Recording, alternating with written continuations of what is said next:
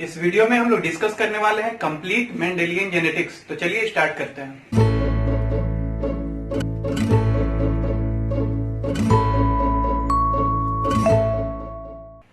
Hello everyone, कैसे हैं आप लोग। अगर आप एम कर रहे हैं नीट एग्जाम के लिए then make sure to subscribe this channel and also press the bell icon. Mendelian genetics देखने से पहले हम लोग देखेंगे मेंडल के बारे में, ठीक है। तो मेंडल के बारे में कुछ पॉइंट्स हमको देखना है। सबसे पहले इनको टाइटल मिला है, सबसे इंपॉर्टेंट बात कि इनको टाइटल मिला है क्या, फादर ऑफ जेनेटिक्स, ठीक है। फादर ऑफ जेनेटिक्स कौन थे, मेंडल। इनका लाइफ स्पैन 1822 टू 1884 था, ठीक है। इनको क्यों फादर ऑफ जेनेटिक्स कहा गया, क्योंकि इन्होंने एक्सपेरिमेंट किया था पी प्लांट पाइसम सेटाइवम पे, जिसको कि इनका जो एक्सपेरिमेंट था उसका टाइटल था हमारा, title of experiment in plant hybridisation, ठीक है। इसके कारण उनको फादर ऑफ जेनेटिक्स बोला गया। तो ये जो एक्सपेरिमेंट था इन्होंने किया था 1856 और 1856 टू 1863, मतलब कि 7 इयर्स तक। और रिजल्ट इसका प्रेजेंट 63 में ना करके 1866 में किया था इसका रिजल्ट प्रेजेंटेशन, ठीक है। रिजल्ट इस एक्सपेरिमेंट को कर इतना टाइम में इन्होंने कंप्लीट किया। कौन से प्लांट पे, पाइसम सेटिवम, या इसी को हम लोग क्या बोलते हैं, गार्डन पी, ठीक है। नेक्स्ट पॉइंट हम लोग देखेंगे इनके बारे में कि क्या यही थे फर्स्ट जिन्होंने प्लांट हाइब्रिडाइजेशन में काम किया है, जिससे कि इनको फादर ऑफ जेनेटिक्स बोल दिया है। नहीं, सबसे फर्स्ट साइंटिस्ट जिन्होंने first one to do plant hybridization was call Reuter. इनसे पहले भी एक साइंटिस्ट थे जिन्होंने एक्सपेरिमेंट किया था प्लांट हाइब्रिडाइजेशन में, लेकिन उनको सक्सेस नहीं मिला होगा, ठीक है। नेक्स्ट इनके बारे में हम लोग देखेंगे कि इनका प्रोफेशन क्या था। ये साइंटिस्ट थे तो नहीं, ये एक प्रीस्ट थे, ठीक है।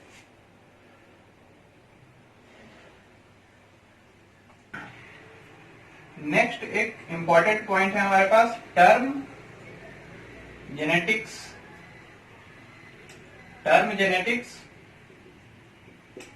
was given by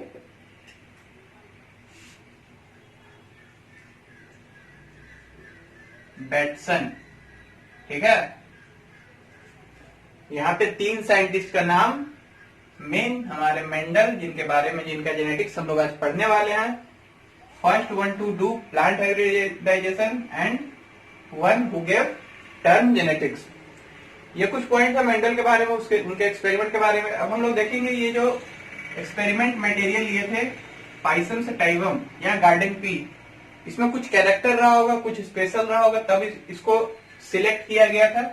तो इसके कैरेक्टर्स को हम लोग देखने वाले हैं। फर्स्ट, अगर एक्सपेरिमेंट के लिए ले रहे हैं तो इसका कैरेक्टर्स पे, जेनेटिक्स में हम लोग क्या इसके कैरेक्टर्स को देखेंगे। तो इसके पास हाई नंबर ऑफ कैरेक्टर्स था। कैरेक्टर शो करने के लिए होगा तब तो हम उसका जेनेटिक्स, उसका हेरिडेटरी, उसका वेरिएशन देख पाएंगे, ठीक है। 34 कैरेक्टर्स गार्डन पी में था, जिसमें से कि 34 pair of characters garden pea में था, जिसमें से कि 47 पेयर इन्होंने मेंडल ने सिलेक्ट किया था, ठीक है। नेक्स्ट पॉइंट हमारा easy to grow. Garden pea को उगाने के लिए बहुत ज्यादा इक्विपमेंट, बहुत ज्यादा मेहनत का जरूरत नहीं था। अब हमको एक्सपेरिमेंट करना है तो इस पे ज्यादा टाइम हम ना दें, ग्रो करने में ज्यादा टाइम ना दें, ये जरूरी है, ठीक है। नेक्स्ट पॉइंट था हमारा इजी टू क्रॉस पॉलिनेट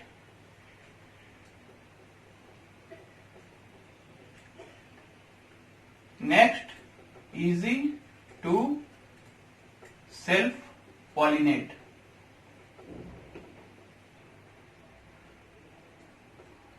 अब अगर हम लोग एक्सपेरिमेंट कर रहे हैं किसी प्लांट पे, तो हमको जरूरी पड़ सकता है किसी भी टाइम पे उसको क्रॉस पॉलिनेट करवाने का, किसी भी टाइम पे हमको छोड़ना पड़ सकता है सेल्फ पॉलिनेशन के लिए। तो ये दोनों में ही इस प्लांट में हमको इजी लग रहा था। ठीक है, क्रॉस पॉलिनेशन के लिए कुछ बहुत ही ज्यादा नहीं, बस सिंपल इमेस्कुलेशन, बैगिंग, डस्टिंग करने से क्रॉस पॉलिनेशन हमारा सक्सेसफुल हो रहा था।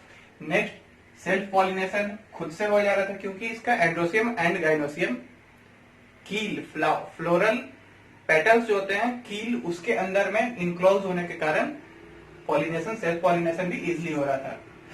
नेक्स्ट पॉइंट हम लोग देखेंगे कि large number of seeds.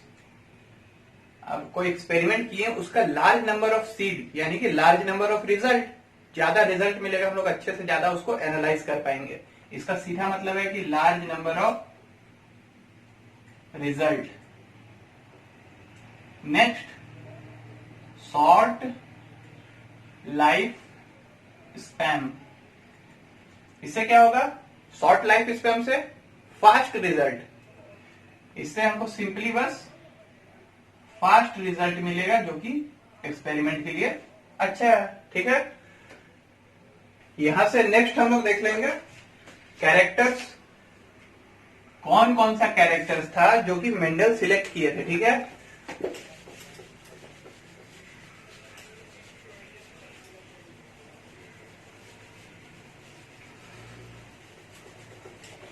Total 34 में से 7 कैरेक्टर्स उन्होंने सिलेक्ट किया था।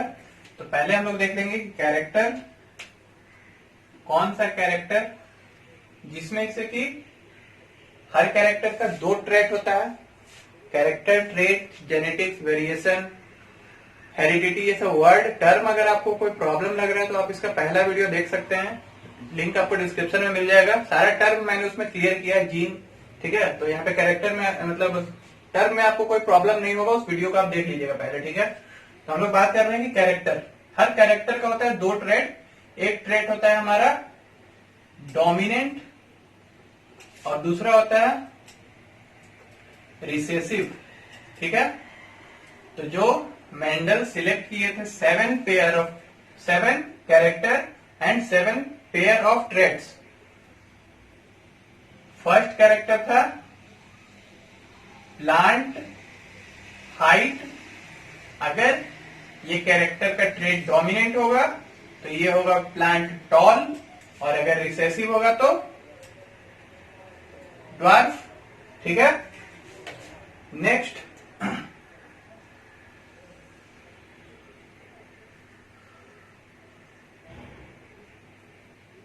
सेकेंड है हमारा फ्लावर पोजीशन। फ्लावर पोजीशन अगर डोमिनेंट जीन अगर आता है, डोमिनेंट ट्रेट अगर आता है तो हमारा होगा एक्सियल, और अगर रिसेसिव हुआ तो टर्मिनल। डायरेक्टली क्वेश्चन में आपको आ सकता है कि कौन सा इसमें जो कैरेक्टर है वो मेंडल ने सिलेक्ट नहीं किया था, कौन सा ट्रेट है जो मेंडल ने सिलेक्ट नहीं किया था। ठीक है, या फिर कौन सा डोमिनेंट है, कौन सा रिसेसिव है। तो आपको ये चार्ट को थोड़ा सा माइंड में रखना होगा। नेक्स्ट हमारा है फ्लावर कलर। अगर डोमिनेट हुआ तो वॉयलेट, अगर रिसेसिव हुआ तो व्हाइट। देन सीड, सीरियली चलते हैं हम लोग। देन हमारा पॉड, पॉड का कलर, एंड फिफ्थ पॉड का शेप। ठीक है, पॉड कलर अगर डोमिनेट हुआ तो ग्रीन, अगर रिसेसिव हुआ तो येलो। पॉड का कलर, ये बाहर का सिर्फ पॉड का कलर है। पॉड का पोजीशन अगर हम लोग बात करें, सॉरी पॉड का अगर शेप बात करें, तो अगर डोमिनेंट हुआ तो हमारा होगा इनफ्लेटेड, और अगर रिसेसिव हुआ तो कॉन्स्ट्रिक्टेड। सिक्स्थ हमारे पास है seed, colour and lastly seed shape. यही 7 कैरेक्टर था। सीड कलर अगर डोमिनेंट होता है, पॉड का ठीक उल्टा आप लोग ले लीजिए, डोमिनेंट येलो, रिसेसिव ग्रीन, और seed shape dominant round, recessive wrinkled. ठीक है। इसके बाद नेक्स्ट हम लोग देखेंगे एक्सपेरिमेंट का स्टेप। तो हर स्टेप में उन्होंने साथ में कुछ लॉज भी दिए थे, जिसको हम लोग क्या बोलते हैं, मेंडल्स लॉ ऑफ इनहेरिटेंस। हम लोग स्टेप देखते जाएंगे एक्सपेरिमेंट का, साथ में कौन से स्टेप पे कौन सा लॉ उन्होंने दिया, उस लॉ का क्या मतलब है, स्टेप वाइज हम लोग समझते जाएंगे। ठीक है।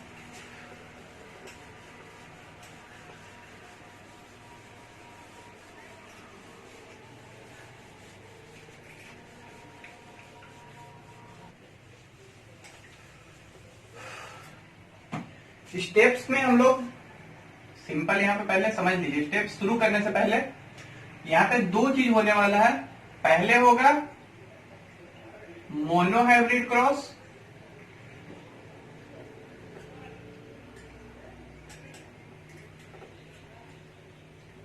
इसमें 1 character eight 1 time. Monohybrid cross में पहला स्टेप होगा हमारा सिलेक्शन ऑफ पेरेंट्स, पहले पेरेंट्स चाहिए। देन सेकेंड स्टेप होगा हमारा हाइब्रिडाइजेशन, जिससे हमारा फर्स्ट जनरेशन या F1 जनरेशन मिलेगा। फिर थर्ड होगा हमारा F1 जनरेशन का या फर्स्ट जनरेशन का आपस में क्रॉसिंग। ये हमारा हो जाएगा सेल्फिंग या क्रॉसिंग ऑफ F1। ठीक है। सेम फिर हमारा दूसरा स्टेप में होगा dihybrid cross, dihybrid cross या 2 कैरेक्टर एट 1 टाइम। ठीक है। इसमें भी सेम चीज फॉलो होगा, selection of parents, then hybridization, then जो फर्स्ट जनरेशन यहां पे मिलेगा उसका आपस में क्रॉसिंग या सेल्फिंग। ठीक है। और इसी हर स्टेप पे कहीं कहीं हमको कुछ लॉज मिलते जाएगा, उसको हम लोग साथ में ही स्टेप के साथ देखते जाएंगे।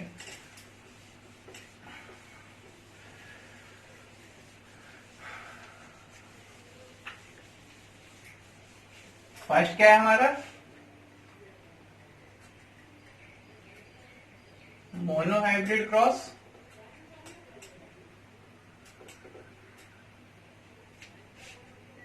पहला step selection of parents. Selection of parents के लिए हमको 2 पॉइंट ध्यान में रखना पड़ता है कि हमेशा ये होमोजाइगस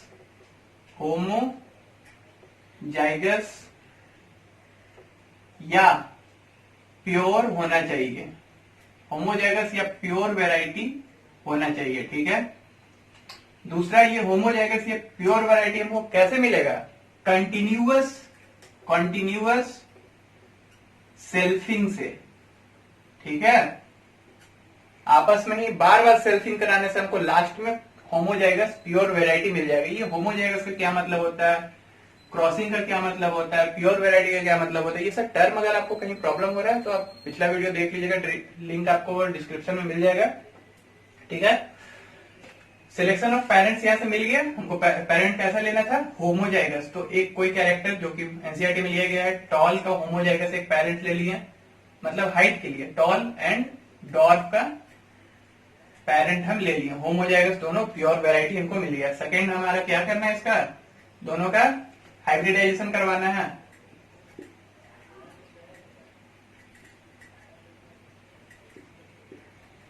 इसको हम लोग पुनेट स्क्वायर से देख लेंगे हाइब्रिडाइजेशन को। ये स्क्वायर का फॉर्म पुनेट साइंटिस्ट ने दिया था, इसलिए उनके नाम पे इसको हम पुनेट स्क्वायर बोलते हैं। ठीक है।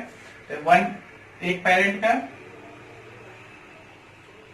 गैमिट बस एक ही तरह का, यही टी ही बन सकता है, और दूसरे पेरेंट का गैमिट सिर्फ सिंगल टाइप का गैमिट, ये कैपिटल टी बन सकता है। हमारे पास सिर्फ एक टाइप का फर्स्ट जनरेशन मिलेगा, जो कि हाइब्रिड हमारे पास F1 क्या मिला, सिर्फ एक टाइप का जीनोटाइप, और इसका फिनोटाइप होगा टॉल। Heterozygous tall. ये होमोजाइगस नहीं है, होमोजाइगस पेरेंट था, लेकिन हमारा जो F1 मिला वो क्या है, हेट्रोजाइगस टॉल। थर्ड स्टेप हम लोग क्या बोले थे कि इसका सेल्फिंग करवाएंगे। सेल्फिंग फिर से पुनेट स्क्वायर से देखते हैं। सेल्फिंग मतलब इसी F1, एक F1 को दूसरे F1 से क्रॉस करवा रहे हैं। इसका गैमेट हमारा बना कैपिटल टी स्मॉल टी, दूसरे पेरेंट का भी गैमेट बनेगा कैपिटल टी स्मॉल टी। अब हमारा जो F2 मिला सेकेंड जनरेशन वो क्या है, capital T capital T, capital T small T, capital T small T, small T small T. यहां पे अब हम देख रहे हैं कि 1 2 3 टाइप ऑफ जीनोटाइप्स मिल रहा है, ठीक है, और 2 टाइप ऑफ, ये तीनों का फिनोटाइप सेम होगा। जीनोटाइप फिनोटाइप की टर्म आप लोग क्लियर कर लेंगे फर्स्ट लेक्चर से। तो अगर हम लोग बोले कि जीनोटाइपिक रेशियो, जीनोटाइपिक रेशियो, ये क्या होगा, जीनोटाइप हमारे पास कितना टाइप का है, एक कैपिटल टी मतलब होमोजाइगस टॉल, होमोजाइगस टॉल एक है, हेट्रोजाइगस टॉल 2 है, होमोजाइगस ड्वार्फ एक है। ये हमारा जीनोटाइपिक रेशियो आ गया, ठीक है। फिनोटाइपिक रेशियो अगर बात करें मतलब हमारा फिनोटाइप कितना तरह का, कितने टाइप का प्रोबेबिलिटी है, पॉसिबल है। ये ऐसा नहीं कि एक ही पेरेंट ऐसा मिलेगा, 2 ही पेरेंट ऐसा, 1 आउट ऑफ 4 ये प्रोबेबिलिटी है कि 4 में से एक ऐसा होगा। हो सकता है कि चारों ही ऐसा हो जाए, लेकिन उसका प्रोबेबिलिटी ये है, ठीक है, 4 में से एक। फिनोटाइप का बात करें तो 3 टॉल और 1 प्रोबेबिलिटी है ड्वार्फ होने का। ये हमारा मोनोहाइब्रिड क्रॉस का रिजल्ट आ गया, ठीक है। तो यहाँ फर्स्ट स्टेप मोनोहाइब्रिड क्रॉस से हमको 2 लॉज मिला, मतलब मेंडल 2 लॉ दिए। पहला फर्स्ट लॉ F1 से और सेकेंड लॉ F2 से, ठीक है। यहाँ पे जो सेल्फिंग के बाद हमारा रिजल्ट मिला ये सब क्या है, F2। तो F2 से हमको सेकेंड लॉ मिला, ठीक है। फर्स्ट लॉ को बोलते हैं हम लोग law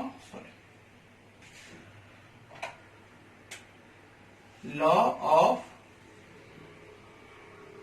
dominance and second law is law of segregation, ठीक है। अगर बात करें लॉ ऑफ डोमिनेंस का तो इसमें हम लोग क्या क्या पॉइंट्स था। First point, characters are transferred, इसको हम लोग थोड़ा अच्छे से लिखते हैं, ठीक है। पहला हमारा लॉ ऑफ डोमिनेंस है, दूसरा लॉ ऑफ सेग्रीगेशन है, दोनों को समझ लेंगे। हमारा फर्स्ट स्टेप यानी कि मोनोहाइब्रिड क्रॉस कंप्लीट है, ठीक है। पहला हमारा लॉ ऑफ डोमिनेंस, ठीक है। इसका फर्स्ट पॉइंट है इस लॉ का कि कैरेक्टर जो है वो ट्रांसफर होगा, कैरेक्टर ट्रांसफर्ड एज फैक्टर्स, ठीक है। तो मेंडल जीन को क्या बोले उस टाइम पे, फैक्टर। उस टाइम पे जीन पता नहीं था तो उसको उन्होंने फैक्टर नाम दिया। इसको अभी हम लोग क्या बोलते हैं, जीन। तो कैरेक्टर ट्रांसफर्ड एज जीन, ये लॉ ऑफ डोमिनेंस का पहला पॉइंट है। दूसरा पॉइंट, इन हाइब्रिड मतलब क्या, F1 जो कि हाइब्रिडाइजेशन के बाद मिला था उसको हम लोग हाइब्रिड बोल रहे हैं, फर्स्ट जनरेशन को। In hybrid 2 contrasting factors are present. एक हाइब्रिड में 2 कॉन्ट्रास्टिंग मतलब एक दूसरे का ऑपोजिट फैक्टर प्रेजेंट होता है, ठीक है। एक कैरेक्टर के लिए, एक कैरेक्टर अगर हम लोग यहाँ पे कंसीडर किए हैं टॉल, हाइट, सॉरी, एक कैरेक्टर अगर हम लोग कंसीडर किए हैं हाइट, तो उसके लिए 2 contrasting T, capital T small T वहां पे प्रेजेंट होगा। ये हम लोग कैसे जान रहे हैं, क्योंकि हम लोग पेरेंट प्योर लिए थे, होमोजाइगस टॉल और होमोजाइगस ड्वार्फ लिए थे। तो अगर हाइब्रिडाइजेशन हुआ तो ये प्योर है तो यहां से सिर्फ कैपिटल टी आ सकता है, ये भी प्योर है तो यहां से सिर्फ स्मॉल टी आ सकता है। तो हमारे पास हमेशा ही एक कॉन्ट्रास्टिंग फैक्टर्स का पेयर मिलेगा। ठीक है, नेक्स्ट पॉइंट यहां से उन्होंने बोला कि जब दो कॉन्ट्रास्टिंग फैक्टर प्रेजेंट होगा, only one of them will express itself. ठीक है, दो फैक्टर तो प्रेजेंट होगा कॉन्ट्रास्टिंग, लेकिन सिर्फ एक अपने आप को एक्सप्रेस करेगा, और वो जो एक्सप्रेस कर पाएगा उसको हम लोग बोलेंगे डोमिनेंट फैक्टर या डोमिनेंट एलील। डोमिनेंट फैक्टर भी बोल सकते हैं, डोमिनेंट जीन बोल सकते हैं, या डोमिनेंट एलील बोल सकते हैं। ठीक है, नेक्स्ट हमारा लॉ क्या है? Law of segregation. Law of segregation का क्या पॉइंट है? सबसे पहला point, in a hybrid, law of segregation हमको कहां पे मिला था? F2 जनरेशन में मिला था। ठीक है, हम लोग याद रखेंगे, इन अ हाइब्रिड टू फैक्टर्स या trait do not blend. Blend मतलब क्या होता है? मिल जाना। तो दो फैक्टर अगर प्रेजेंट था एक हाइब्रिड में, तो वो आपस में मिलता नहीं है, ब्लेंड नहीं करता है। And recovered in F2। यहां से F2 से उन्होंने लॉ ऑफ सेग्रीगेशन दिया। Second point, both factors at time of gamete formation can segregate from each other। At the time of gamete formation दोनों फैक्टर एक दूसरे से सेग्रीगेट कर जाएगा। ठीक है, और so that one gamete gets one factor. ठीक है, एक गैमेट को सिर्फ एक फैक्टर मिलेगा यहाँ पे सेग्रीगेशन के बाद। ठीक है, और ये 50-50 चांस रहेगा कि कौन सा फैक्टर एक गैमेट में जा रहा है। ठीक है, तो ये हमारा दोनों लॉ ऑफ डोमिनेंस और law of segregation. Next step हमारा क्या है? Dihybrid cross. डाइहाइब्रिड क्रॉस को और क्या बोल सकते हैं हम लोग? Two character at one time.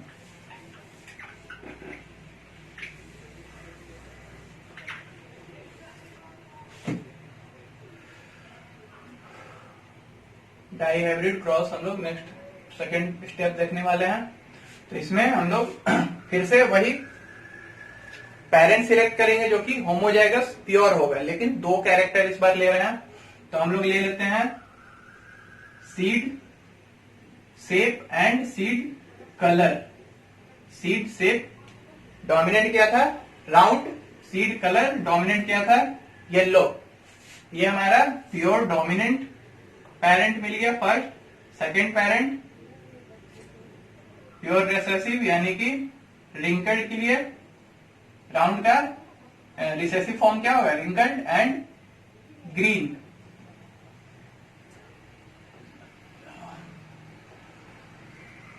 ये हमारा प्योर, फिर से pure recessive parent, pure homozygous हमारा दोनों पेरेंट्स मिल गया, पहला स्टेप। सेकेंड स्टेप हमारा है दोनों का क्या? हाइब्रिडाइजेशन करवाना।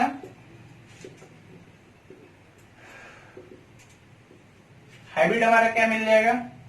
यहां से सिर्फ one type of gamete possible है, कैपिटल आर कैपिटल वाई। यहां भी one type of gamete possible है, स्मॉल आर स्मॉल वाई। तो हमारा जो फर्स्ट F1 जनरेशन होगा वो क्या होगा? Capital R capital Y small Y. ये मिल गया हमारा F1 जनरेशन। नेक्स्ट क्या करेंगे स्टेप? सेम फॉलो करते जा रहे हैं वहीं से। सेल्फिंग इन मतलब F1 को आपस में हमको अब यहाँ पे फ्यूज करवाना है। यहाँ पुनेट स्क्वायर थोड़ा बड़ा बन जाएगा। स्टेप समझ में आ गया। हम लोग पुनेट स्क्वायर बना लेते हैं थर्ड स्टेप का। पूरा नहीं बनाएंगे, यहाँ पे बहुत टाइम लग जाएगा पूरा बनाने में। सिर्फ हम लोग देख लेते हैं क्या कैसे बन सकता है। ये हमारा F1 जनरेशन था, capital R small r capital Y small y। कितना टाइप ऑफ गैमेट यहां से बन जाएगा? पहला capital R capital Y small r capital Y, ठीक है। दूसरा हमारा बन सकता है capital R small y and small r small y। ये 4 टाइप ऑफ गैमेट पॉसिबल है।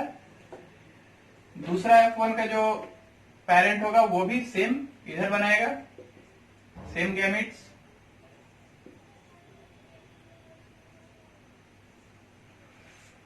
अब इसको यहां सब लोग दोनों को मिला के 16 टाइप ऑफ ऑफस्प्रिंग का पॉसिबिलिटी यहाँ पे है। ऐसा नहीं कि 16 ऑफस्प्रिंग बनेगा, ये पॉसिबिलिटी है, प्रोबेबिलिटी कि 16 तरह का फॉर्मेशन यहाँ पे जीनोटाइप का। और में से 4 डिफरेंट टाइप ऑफ फिनोटाइप्स होगा, मतलब फिजिकल अपीयरेंस 4 तरह का होगा हमारा।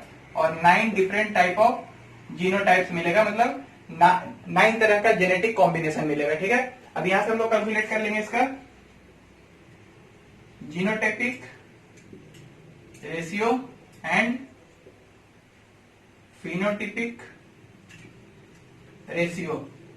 जीनोटाइपिक रेशियो 1:2:1:2:2:1:1, मतलब 9 तरह का combination of genetic code, genetic हमको यहाँ पे कॉम्बिनेशन मिल जाएगा, ठीक है। और फिनोटाइपिक रेशियो हो जाएगा हमारा 9:3:3:1। ये क्वेश्चन में आपको बहुत बार पूछ सकता है, ठीक है। तो यहाँ पे 4 तरह का फिजिकल अपीयरेंस हमको मिल जाएगा, ठीक है। यहां से हमको थर्ड लॉ ऑफ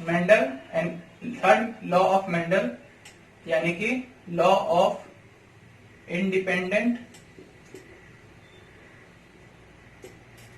असॉर्टमेंट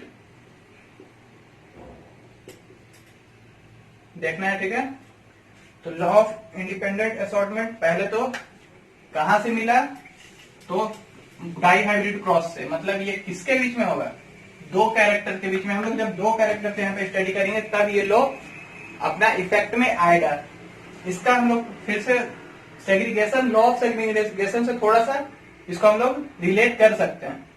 पहले इन अ हाइब्रिड, यहाँ पे हाइब्रिड F1 जनरेशन 2 कैरेक्टर वाला है, ठीक है।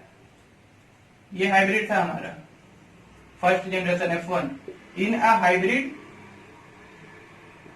2 कैरेक्टर्स, वहां पे क्या था? 2 फैक्टर्स, यहां पे है 2 characters. Do not blend, segregation से थोड़ा सा मैच कर सकते हैं, लेकिन वहां पे कैरेक्टर के जगह पे फैक्टर था। यहाँ पे कैरेक्टर मतलब एक कैरेक्टर में 2 फैक्टर होता है, 2 एलील होता है। और वहां तो इसलिए यहाँ पे 2 पेयर ऑफ ट्रेट या 2 पेयर ऑफ फैक्टर लिख सकते हैं, लेकिन 2 कैरेक्टर लिखेंगे, ठीक है। नेक्स्ट पॉइंट इसका लॉ ऑफ इंडिपेंडेंट असॉर्टमेंट का। At time of gamete formation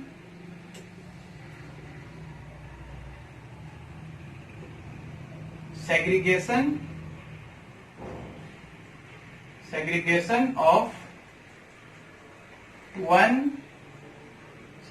of one character या 1 कैरेक्टर को हम लोग लिख सकते हैं 1 पेयर ऑफ ट्रेट। एक कैरेक्टर में 2 ट्रेट होता है, ठीक है। जैसे एक कैरेक्टर है हमारा हाइट, इसमें 2 ट्रेट है ना। एक कैरेक्टर हाइट का 2 ट्रेट है, टॉल एंड ड्रॉप। तो हम लोग इसको एक कैरेक्टर 1 कैरेक्टर को 1 पेयर ऑफ ट्रेट भी लिख सकते हैं, ठीक है। तो सेग्रीगेशन ऑफ 1 कैरेक्टर या 1 pair of trait is independent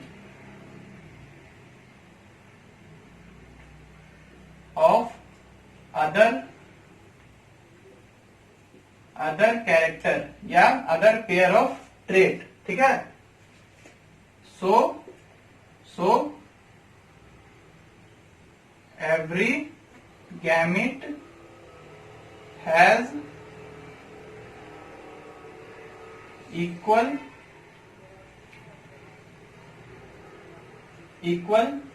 chance of getting a trait. कोई भी एक ट्रेट एक गैमेट में जाए उसका एक एकदम 50-50 चांस, इक्वल चांस होता है, ठीक है। ये हमारा हो गया law of independent assortment. Dihybrid cross से एक टाइप ऑफ न्यूमेरिकल क्वेश्चन भी बनता है। आपको जीनोटाइप ऑफ पेरेंट्स दे दिया जाएगा, ठीक है। आपको पेरेंट्स का एक जीनोटाइप दे दिया जाएगा। पहले क्वेश्चन का एग्जांपल समझते हैं हम लोग इसी से, जो हम लोग बनाए हैं। अगर हमको पेरेंट दे दिया गया, वही क्या था हमारा parent, R small R capital Y small Y. आपको बता दिया गया राउंड, सॉरी हमको बस जीनोटाइप दे दिया गया, ठीक है, राउंड, और इसका मतलब डोमिनेंट हमारा राउंड है और रिसेसिव रिंकल्ड है। फिर कलर में डोमिनेंट हमारा येलो है और रिसेसिव ग्रीन है। ये सारा इंफॉर्मेशन हमको दे दिया गया है, ठीक है। और पूछ दिया गया कि आउट ऑफ 16 प्रोबेबिलिटी है डाई हाइब्रिड क्रॉस में, ये हमको पहले से पता है, इसको हमको बताना नहीं पड़ेगा क्वेश्चन में। आउट ऑफ 16 कितना हो सकता है ग्रीन रिंकल्ड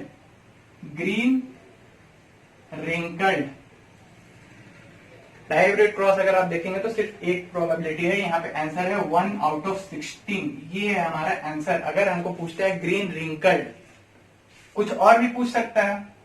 तो अगर मान लीजिए एक क्वेश्चन का हम लोग एग्जांपल लेते हैं, यहां पे ब्लैक बी जो कि डोमिनेंट है, ब्लू स्मॉल बी जो कि रिसेसिव है। फिर दूसरा कैरेक्टर एक है हमारा IT ले लेते हैं, टी टॉल टी जो कि डोमिनेंट है, डॉर्फ स्मॉल टी जो कि रिसेसिव है। और इसके बाद हमारा पेरेंट का जीनोटाइप है T T B B, and दूसरा पेरेंट है हमारा second parent T small T, ठीक है। ये हमको पेरेंट ये इंफॉर्मेशन दे दिया कौन रिसेसिव है कौन सा डोमिनेंट है, ठीक है। उसके बाद दे दिया कि पेरेंट हमारा ये जीनोटाइप है। अब क्वेश्चन पूछते हैं कि probability of being tall and blue, कितना ऑफस्प्रिंग टॉल एंड ब्लू होगा। टोटल 16 है, तो आउट ऑफ 16 कितना टॉल एंड ब्लू होगा। तो हम लोग दोनों कैरेक्टर के लिए मोनो हाइब्रिड क्रॉस बना लेंगे पुनेट स्क्वायर में। एक पेरेंट का गैमेट टी टी, दूसरे पेरेंट का gamete capital T small T, ये मिल गया गैमेट हमारा। इसका हम लोग क्रॉस करवा लिए। दूसरे पेरेंट का gamete capital T small T, दोनों का क्रॉस करवा लिया हम लोग। Capital T capital T capital T capital T capital T small T capital T small T, ठीक है। दूसरे का भी मोनो हाइब्रिड क्रॉस बना लेंगे। फर्स्ट पेरेंट का गैमेट, सेकेंड पेरेंट का गैमेट, ठीक है। इसका हम लोग बना लिए capital B small B small B small B capital B small B small B small B. अब हम लोग यहां से देखते हैं टॉल कितना है यहाँ पे। टॉल आउट ऑफ 4, सारा का सारा टॉल है हमारा, तो ये हो गया 4 आउट ऑफ 4 टॉल।